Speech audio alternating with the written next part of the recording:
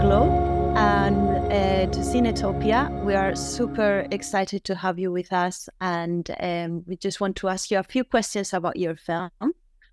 Thank you so much for having us and having the film. I just wanted to ask you, can you tell us a bit about your film in your own words? How you describe your film to someone who's never heard about Apolonia Sokol or about your film? Yes, well, I should be good at this moment of pitching a story, but I would say that it's important for you to know that this is a film about a young female painter. It's a coming of age story in a way, you can say, because I went down to Apollonia 13 years ago and I brought my camera and I was just absolutely amazed and completely like cinema fell in love with Apollonia. And since then, I couldn't take my eyes and heart and camera away from her. And I continued to follow her during 13 years. And it ended up as a kind of a larger-than-life story about friendship, but also about a painter and an artist going through these past very, very important 15 years that has been going on in our society with the social revolutions and a totally new way of seeing the world. But it's a story about friendship, and it's a story about two female artists, a painter and a filmmaker like me, and so both through paintings and through the camera lens, we discover what it is to be a contemporary female artist. So, as you mentioned, Lea, yes, your film was made throughout 13 years. So, how did you decide what to choose when you were editing the film, and how was that process? Because I'd imagine that was a lot of material. And so, yeah, if you could tell us a bit more about the editing process for the film. Yes. Well, editing this film, I think, first of all, I did not work alone on it, but I think that the most important thing that kind of happened was that at some point, first of all, I knew that the film was finished. And when I had that sort of feeling in my stomach,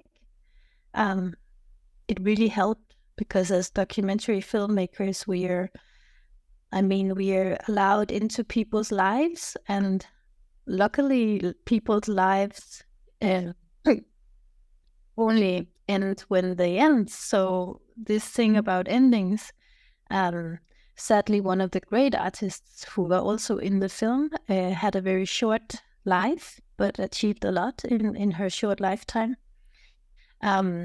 But for me and for Apollonia, we will not finish growing as women and as artists. And so how to end a documentary film, I think all filmmakers in documentaries will have this question.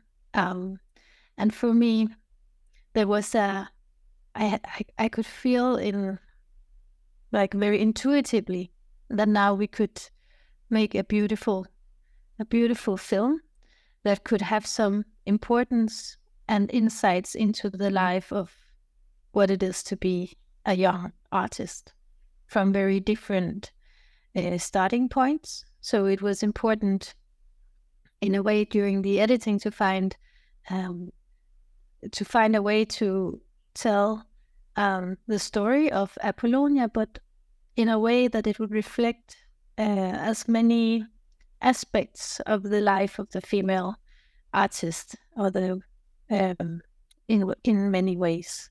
And I was, during this film myself, learning and growing with the camera and with all of these both doubts and sometimes feelings of despair and all of these obstacles and questions that I think many female artists will have. And I had a grandfather who's a painter, and he's in the beginning of the film. There's a little painting where I was a model. One of the themes in this film is also really a lot of being a model, or being portrayed, or being the one portraying, or how does this affect you? So, but my grandfather, he went to every year to Scotland actually to paint in the Highland, and I didn't, from a very young age, I understood that this thing about art, it was something that wasn't completely simple. So from the perspective of a young child, I got to see and grow up among, in a way, as Apollonia, but amongst artists in my own close family. It's with the, how to say, in Danish you say like med modermælk. You have it like with the mother's milk. You kind of fed some kind of stories and dilemmas, and I understood that very much, because I also understood that there was also a pain connected to this thing of being recognized or not being recognized, getting recognition, being able to not be rich, but to live of what you do as an artist, make these choices around family. Will you be absent? Will your mind be other ways, and will other people suffer? Like all of that I had from like a childhood upbringing, so to say. And so I think I didn't think much about that, but all of those things were within my personality. So when I went looking for Apollonia, I saw this ambitious young woman who wasn't timid, who didn't have all of those doubts of whether to do or not to do. She was just an artist. She was ambitious. She wanted to do whatever was necessary for her art to survive in this world, given the circumstances that there are now in this the environment. She wanted to be a great artist. And that was uimodståeligt, how do you say? It's like irresistible for me. And it was like playing just before my eyes.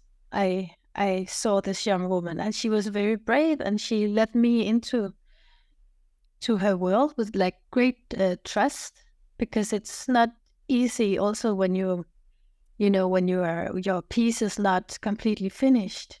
It's not, she allowed me to enter that process. And at the same time, she opened the door to all the sort of secrets of the trading, of the industry, of the art market, speaking about. So this is how it's done. Okay, so you see female painters, they were hidden for many centuries, and now we try to revive them, or not revive, but give them their deserved space in history. But it's not easy because they were not documented. At the same time, it's they still don't pay us. So even though they do that, they don't buy necessarily as many female works, the museums, as other types of work. And so this constant fighting to make justice that it is like that the affair, that we need to see the world from different perspectives. So she was like really practicing what she was telling in every way, and she invited me in with this camera. And I'm sorry, I went totally away from the editing question, but it has to do with editing also, because so in the editing, so many things happened, but we needed to kind of build something that was respectful to like how much people actually put into these things that they do as young artists, like how much is really at stake for an individual who takes this path. And we should also be careful not to glorify it, and we should also be careful not to do the opposite. So I think that to me, this film is also about destinies. It's we have represented in the film are many female artists, and there's an aspect of destiny in these decisions that we do in life, and that kind of destiny was something that we really worked, myself and the editors, Tordus Oxner and Andreas Böckel Monjes, worked like really hard to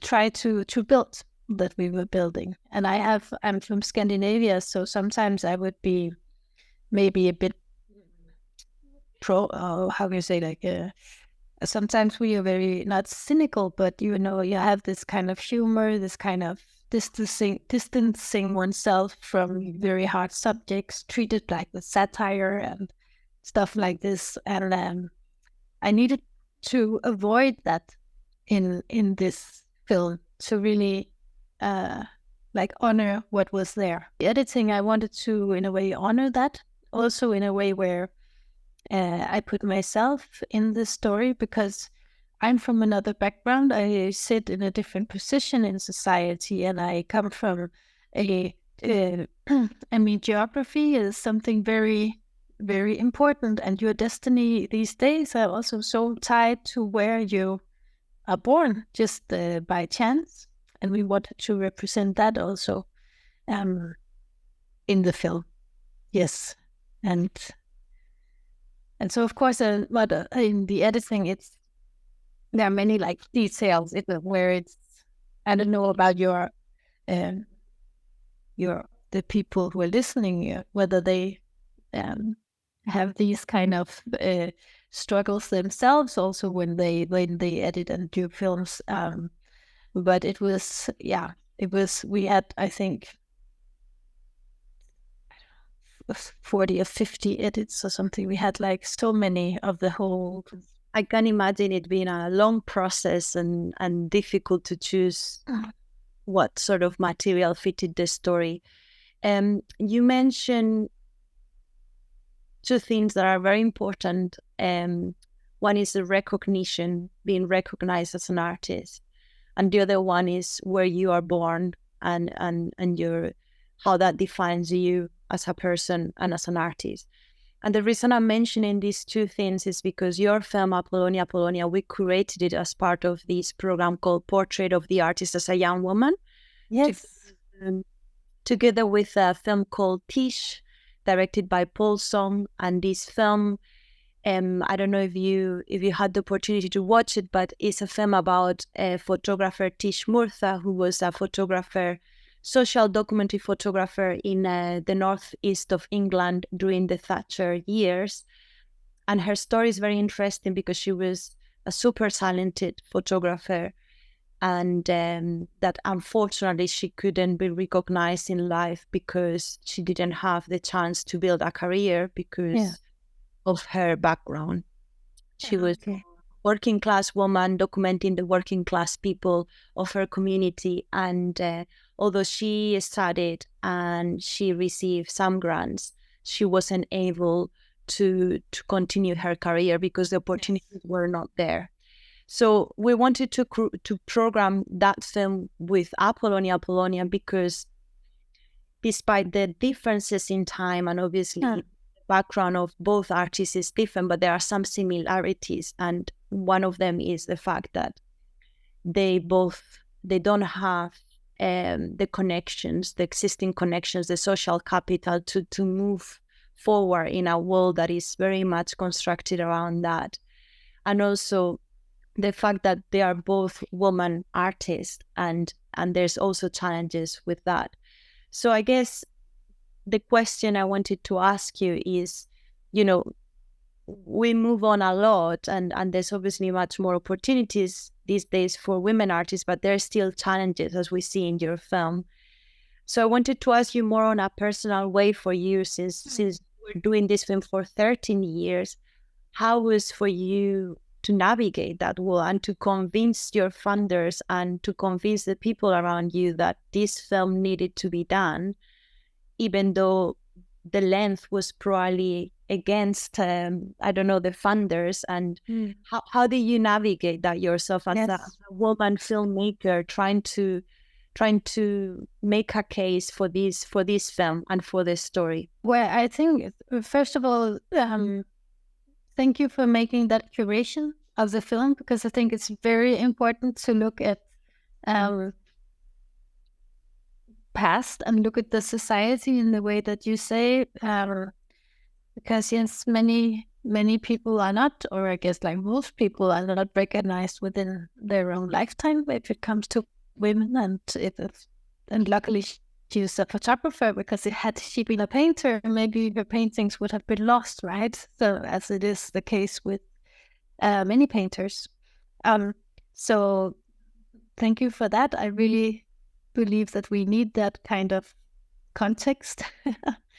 And I think that for me, I made this choice as Apollonia made a choice to become a professional filmmaker, to become a director. And of course, personally, I have always been filming a lot with like my family and the people around me, and during film school and so on. So I tried to build many possible ways. So I was also doing other films than this one at the same time. So I was doing many things at the same time, which is also a bit of a problem, because I heard someone saying, oh, if you have to live from doing documentary films, you have to do 3 at the same time. So I think in terms of funding, we got my producer, Sissel Sierstel, was on my side the whole. She was, I think, in 14 or 15, she was involved in the film, and she's been by my side ever since. I was the company that started the film was a female director's company. They took me in, and it was very much on the premise of the film. So once we reached a place where we could also fund the film, it was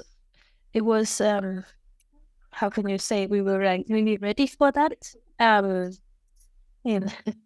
Sorry. When we came to a place where we could actually fund the film, I had already been shooting for, I think, like 5 or 6 years or something. And that was very hard, because I had to do many other things. I mean, at the end, maybe it was good, because if I had the funding too early, maybe, we would have stopped too soon, and, maybe we would have done then 2 or 3 films on Apollonia. You could do that at the same time, right? But once I knew that the paintings and the artistic process and how to work as a painter, and I knew that you had to, it had to take time, because you had to come through the institutions and through the market, and there was a great aspect of time. So I think that somehow the funders also could see that there was a point. It wasn't just like endless, but also it happened that I got very, very sick. So, I mean, at that point, I guess many production companies might have just entirely stopped the film, right? Okay, so the director was dying. It's like, okay, it doesn't look good for the film. But they didn't. And I mean, from a financial perspective, I was very lucky to be in a place where people really wanted good things, and that Sissel Sierstel was, how can you say, also very human being and kind in these circumstances, and that Apollonia was supporting me in this role, where it was like a complete reversal of roles, where she was, where the director couldn't really direct anything, because it was I was so much out of the picture there. So I think that it's not a typical case, this film. I don't know if there's many like general things to say, other than that I felt like in my gut that I had to do this film, and I knew I had to do it. It should be the best possible film. And I met some good people also who, when times were really hard, who really, really reminded me that it should be the best film that it could, because we should continue until it was good enough. And it was the film it should be. And that's very hard not to get shut down like in documentary filmmaking, because it's always like, okay, but could this, maybe you don't know where you can reach, right? You don't know the level you can go to. So that's very much up to the director to keep believing in it and thinking, no, we can have something that is better. It's not there yet. But then you also need people around you who will support that vision and keep the doors open and, follow you. And luckily we had that opportunity. But it was very hard, and I don't know if I can really blame them, because, when you are a film, you're just one project in a pile in this endless bureaucracy and so on. So, I mean, they also do what they can, right? The people who are sitting there. But yeah, but it was, of course, it was hard. And then this thing of, to be completely honest, and I think it's very important to speak about economy if we should, get more and diverse filmmaking and storytelling out there. Then when I was very, very sick, the only reason that I could continue was because of my, of course, again, geography. I was in Denmark, where there was a healthcare system that could take care of that. But in Denmark, that's not really enough anymore. So my husband's family were much more, had much more means than my own family. So they could really help me in this period where I didn't have, anything where we could just take to help. So to be completely honest, if I had not had also that, I mean, my own family, of course, was also helping and doing financial support, but they couldn't do as much as my husband's family. And that was, so it really matters, these things. And I think we shouldn't keep it a secret, that it does. So, yeah. So at this time, like continuing the film, I got help from a very, how can you say, generous social system that fully supported the rehabilitation of myself. I was very, very sick. In the film, it goes very nice and fast. Like you get sick and then you walk up the stairs 2 seconds later. But in real life, it was really hard. Yeah, so all of those things are so important. So the fight for social rights is so important, because if you want to have the voices of people who are not just an elite, yeah. So yeah, and it's important to continue to talk about it. Also, I talked to Apollonia, and the thing is also that we are artists and we need to work within the market system.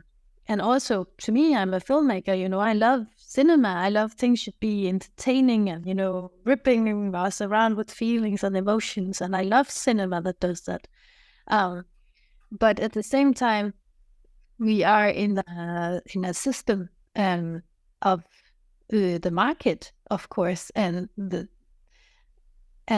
for this reason, it's too fragile to put yourself out there as being vulnerable. So if you're financially vulnerable, it's not something that a good business person admits, You don't look as an object of investment if you are vulnerable. So, and that needs a collective fight. So it's not the individual who should be out there to expose herself or themselves and maybe get, doesn't, and then missing opportunities or being like, but it is like really hard, I guess, for I mean, we'll perceive that as well in the character. Well, the character in in Oksana, and the fact, Yes. her tragic fate, because we see she has a lot of potential, and she's about to start her studies, and then she's not able because Yes. even though she has the support of Apollonia and some people, is not enough. So that's kind of an extreme case of what you are describing just now, that it has to be a collective effort to change things, because one person on their own, it can be enough, but for most cases it won't be enough. So I think it's very nice that you said that. And also thank you so much for honesty about financial and economy in the art world, because I think what you said is extremely important, and I think many people can relate to that everywhere, because you can have a very good welfare system, but there's always cracks in the system, and there's always you need to sort of have that sort of network, familial network, in situations that are more critical. Just to finish off, I wanted to ask you, because we see that you approach Apollonia without knowing her, and then over the years you develop this beautiful friendship with her, and as you said, you support each other in different times of that timeline. So how are things with you and Apollonia now? Are you still close to each other? And because obviously the film has been on such the film has traveled so much lately, and I guess that also sort of poses some challenges to your relationship. So what's the relationship like right now, if you can share something with that? No, well, the relationship now is it's been great to get the film out and to spend time together now, both of us, with this film in common. So it's a new relationship without the camera, and I think it's an even stronger relationship in a way, because it's not, how can you say, just making a film. It's on, like, how can you say, it's like we are out on meeting the audience with this film that we created together, and it's and now we get these responses, and people were talking and giving us like insights. So it's like it's very rewarding to have been able to travel with the film together. And Apollonia now, she's been traveling really a lot with the film, and also at some point she needs to paint again, as I need to do something else again at some point. But it's I think it's more strong, and we still grow and things change, and she has a big exhibition now in Copenhagen in Arket, a big museum. It's a wonderful exhibition. It was very moving to me because I hadn't seen these works in one place. So I really want to if some of you come to Copenhagen, you can go and see them, all the paintings in one space. Yes. So it's a new chapter.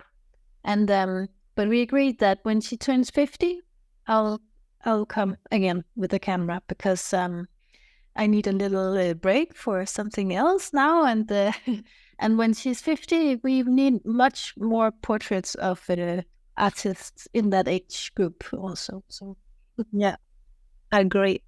Well, thank you so much for your time. Thank you very much. And good luck with the next award. So Apolonia is nominated for the European Film Awards, I believe. Yes, so very much. Anything else that comes through. Thank you. And that's a great year also for the female artists. There are so many strong female-driven films, and I'm kind of proud of this being in this year's selection.